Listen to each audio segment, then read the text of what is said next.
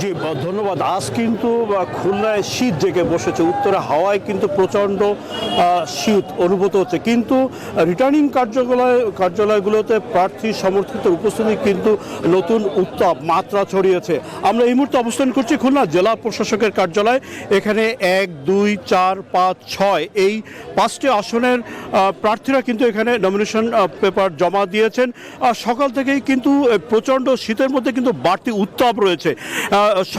একদম সকালে জামায়াতের প্রার্থীরা এখানে নমিনেশন পেপার জমা দিয়েছেন, এরপরে বিএনপি জমা দিয়েছেন। বিভিন্ন প্রার্থীর লোকজন কিন্তু এখানে জড়ো হয়েছেন, তারা কিন্তু একটা উৎসব মুখর পরিবেশ কিন্তু এখানে বিরাজ করছে।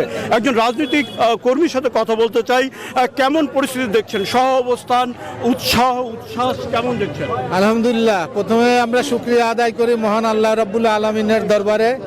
আজকে আপনারা লক্ষ্য করেছেন এই নির্বাচনকে কেন্দ্র করে, নমিনেশন সাবমিটকে কেন্দ্র করে, বিশেষ করে খুলনা বিএনপির আভ্যন্তরীণ যে বিভেদ ছিল, আজকে সকলে সেই বিভেদ ভুলে গিয়ে সকলে একাত্ম হয়ে উচ্ছ্বাস, আনন্দে, উদ্দীপনায় এবং বিজয়ের সুনির্দিষ্ট লক্ষ্যমাত্রা অর্জনের জন্য সর্বোচ্চ দিয়ে আজকে সকলে কাঁধে কাঁধ মিলে এখানে এসছে এবং এই উৎসব মুখর পরিবেশের মাধ্যমে ইনশাল্লাহ আমরা 12ই ফেব্রুয়ারি নির্বাচনে অংশগ্রহণ করে আমাদের কাঙ্ক্ষিত লক্ষ্যে আমরা পৌঁছবো।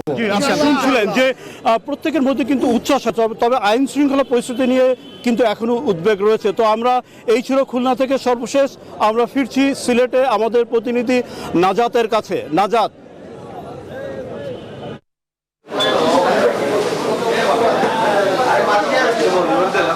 হ্যাঁ, ধন্যবাদ আপনাকে।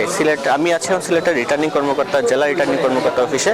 আপনি যেমনটি বলছেন, সিলেটেও কিন্তু প্রার্থীরা একে আসছেন এবং তারা কিন্তু আজকে যেহেতু শেষ দিন, তারা কিন্তু যে তাদের মনোনয়ন সেটি আসলে জমা দেওয়ার প্রক্রিয়া এখনো চলছে।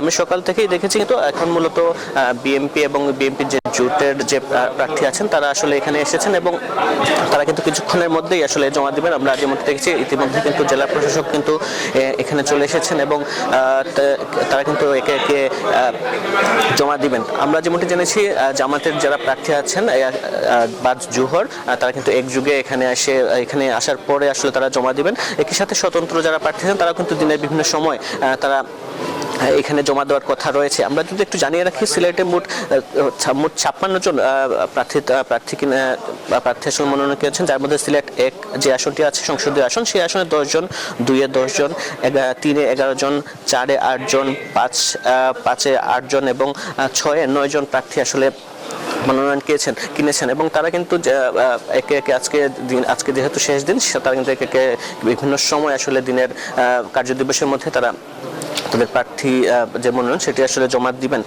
আমি একটি বিষয় জানিয়ে রাখি, আমরা প্রার্থীদের সাথে কথা বলার চেষ্টা করেছিলাম। তারা যেমনটি বলছেন, তারা কিন্তু বলছেন একটি উৎসবমুখর পরিবেশের সৃষ্টি হয়েছে। তারা আগামী নির্বাচন কেন্দ্রে তাদের যে নেতাকর্মী আছে, নেতাকর্মীর মধ্যে উচ্ছ্বাস বিরাজ করছে। একই সাথে জেলা রিটার্নিং কর্মকর্তা এবং পুলিশের পক্ষ থেকেও কিন্তু নির্বাচনের জন্য সব ধরনের প্রস্তুতি কিন্তু তারা নিয়ে রেখেছেন।